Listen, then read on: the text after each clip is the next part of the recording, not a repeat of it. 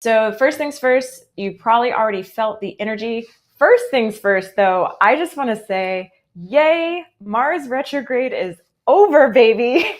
That's good news. Mars retrograde is over.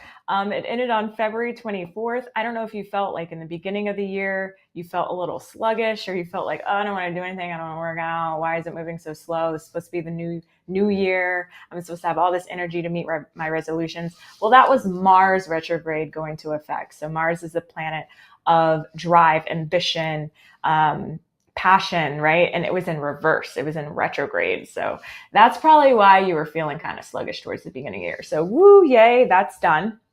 But we still have some more retrogrades that we're going through. And it does not mean you have to put in your life on hold. Okay. Anytime there's any sort of transit, we got to live, right? There's no reason to sit things out and just sit life out. We got to live. But the best way to work with a retrograde or any transit is just to work with that energy. Okay. Hey, Kate, finding okay. Nice to see you. Hey, Desert Elf, nice to see you. V8 Ness. I think I know who, is that Vanessa? Hi. Okay, so first transit is March 1st through April 12th. We have Venus retrograde in Aries. So anytime Venus is in retrograde, Venus is the planet of beauty. It also rules the zodiac signs of Libra and Taurus. It also rules how we view ourselves, our self-perception, that feminine energy, and also surprisingly finances and business. Okay. So, hey, Kati says, I've been looking forward to this. Okay, period. Yes. So now it's in retrograde. Okay.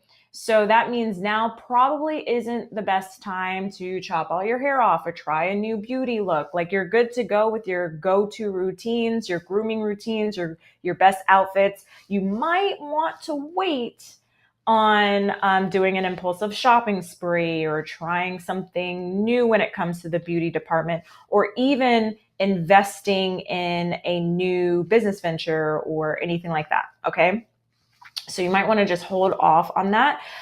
You can like build up and make plans and strategize and things like that. The only thing is that retrogrades usually tend to make things either temporary, or we don't usually have the best judgment at that time to like push forward. We're meant to reflect.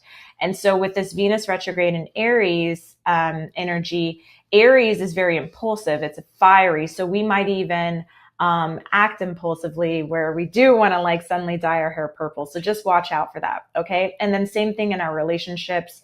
There might be this impulse to rush into a relationship or get back to an ex.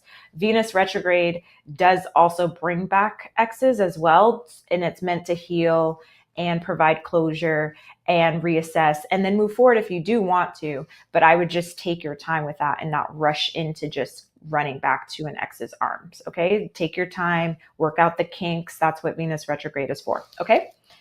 Next one is the lunar eclipse in Virgo. So March 14th, we have our first eclipse. And eclipses, I don't know if you're familiar with the full moon energy. Every time we have a full moon every month, we're meant to close out a chapter. And depending on what zodiac sign the full moon is in, and what zodiac signs you have within your chart, the placements within your chart, it affects you in different ways, right? So every month we close out a chapter and we also start a new chapter during the new moon.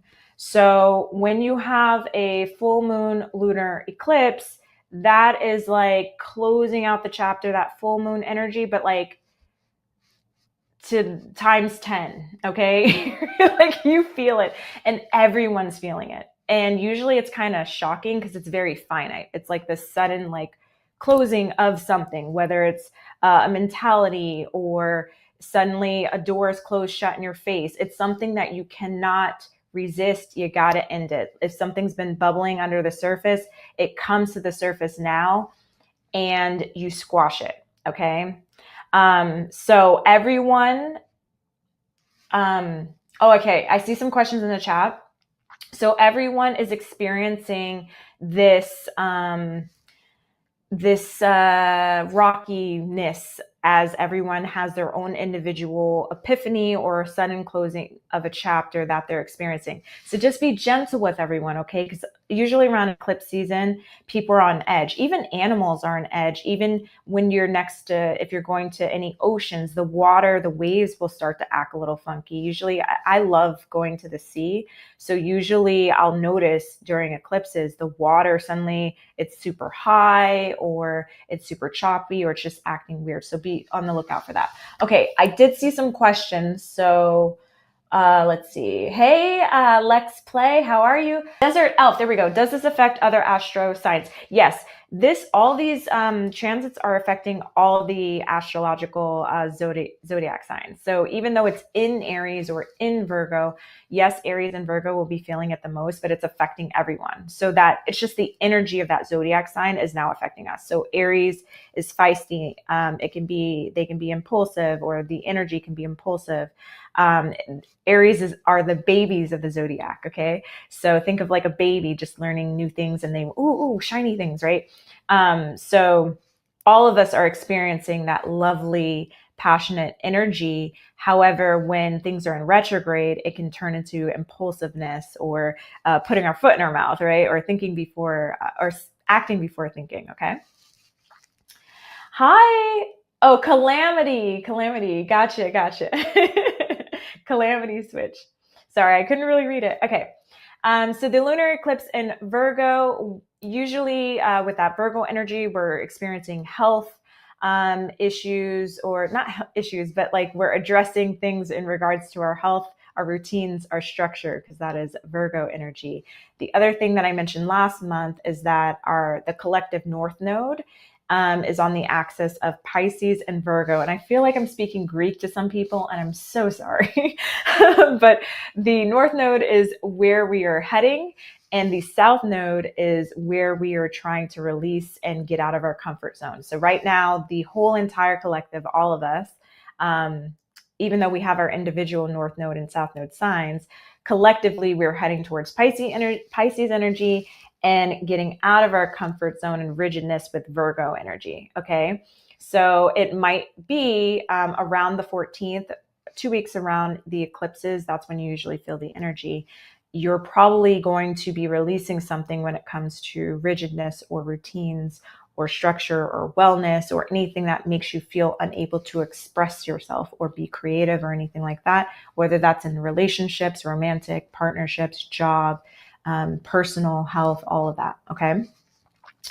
And this is a lot because there's a lot happening. So I'm going to move on to the next one. Okay. There's a lot happening in March. All right. So then if that wasn't enough, we also have a Mercury retrograde happening in Aries. So by the time you wake up on March 15th, because I think it's 11:45 the night before March 14th. Okay. So by the time you wake up on March 15th, you will be experiencing Mercury retrograde. We are in something called the shadow period, so that energy has already started. But Mercury retrograde, this is probably the big one that you've heard and you're most familiar with. Mercury rules is the planet that rules technology, communication, travel, Gemini, and Virgo. So that's when devices tend to start acting up, or travel plans, like you have flight delays and things like that.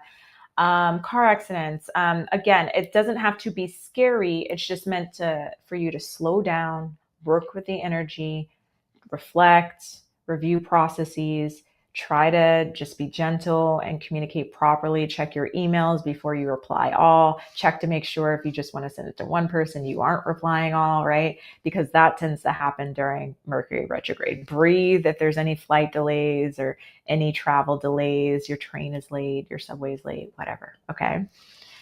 All right. Especially with Aries, because Aries, again, is that like pushing forward. It's the planet of Mars that rules Aries. So Aries wants to go, that energy. You're going to want to go to the gym. You're going to want to do whatever. So just be careful and make sure your shoes are tied, things like that. Okay. Hi, everyone. Hi, Janice. Hi, this is Sparkle Butt K with the usernames. All right. So next, thick sparkle butt. I don't know why I can't read today. Thick sparkle butt. Wow. Thank you for that moment. All right, March 20th is when Aries season starts. So as I mentioned, Aries is the baby of the zodiac, you know? So they want to do everything. Everything is so fresh and new. And so what we mean by that is the astrological year starts with Aries. So Aries is so special. They kick us off with everything, okay? So we are now starting a new astrological year, which means we're putting things into motion and we're working with that energy. So that's really exciting every time Aries season comes around. So when the sun enters Aries on March 20th, we will be in Aries season. Thick Sparkle Butt, that name. There was another name last show and it was like Moose Knuckle Poom Poom. And I was like, what is going on? Oh, it's what you call fireflies. Oh my gosh, that's actually so cute. Oh, I love it. That's so cute. Okay, so the next transit after that, after Aries season is, okay, so March 29th. So before March 29th, on March 27th, we have the Venus retrograde going into Pisces. So with that energy, instead of that impulsive energy, you now have this more spiritual energy where you're trying to decide not me versus we, but more of what am I doing spiritually? What am I doing for the collective? How am I following my creative pursuits? Do I really enjoy what I'm doing right now? So just be aware of that energy. March 29th, we have a partial solar eclipse in Aries. So this is now the sun. So instead of a lunar eclipse where it's like that full moon energy times 10, the solar eclipse is like the sun, right? And so that's when we have the new moon. And that is when we are starting things fresh, okay?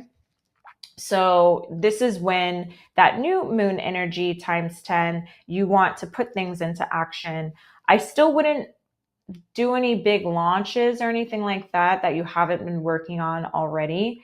Mainly because we still have Venus retrograde and Mercury retrograde happening.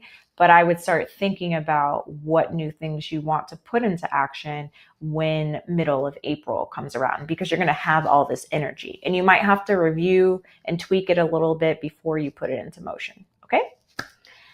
And I think the last thing that I wanted to cover was Neptune entering Aries on March 30th.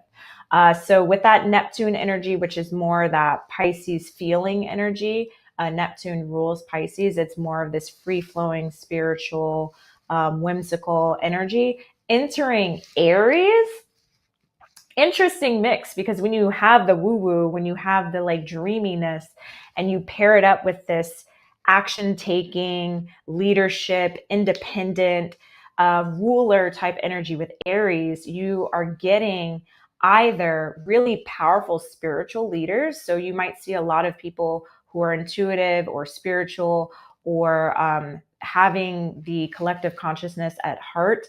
They start rising to the surface. We might have more imaginative and intuitive leaders that are rising to the surface, or the shadow side is people who believe that they are absolutely right and they're delusional, basically.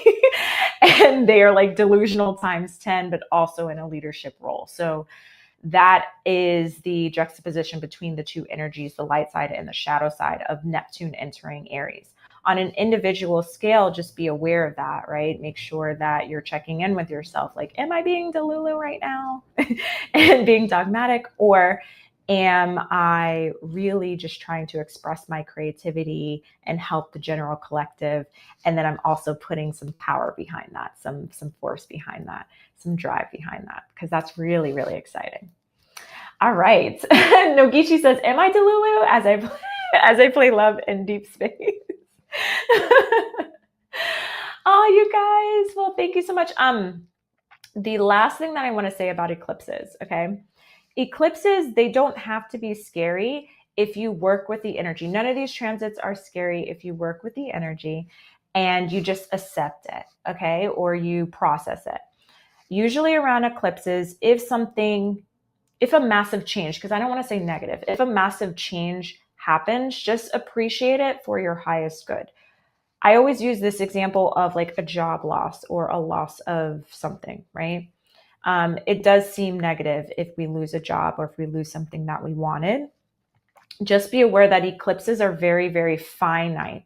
So the earliest that you would be able to like argue against that, let's say you wanted to fight for your job or fight for a relationship or something like that, would be 6 months from now. So any attempts before then would be kind of futile. So usually someone is pretty set on what they're doing if they bring it up during this eclipse season. So the earliest you would be able to like revisit this or contest that would be 6 months from now. Just keep that in mind. And no, eclipses does not necessarily mean like breakup, job loss. It doesn't necessarily mean that. I just use that as an example because those things are very final. Okay, we good? Yay! All right. So we are going to go into a quick break, and then I'm going to be back for a collective reading about good luck. And I'm also going to use the CEO deck in the reading too. So I will see you soon.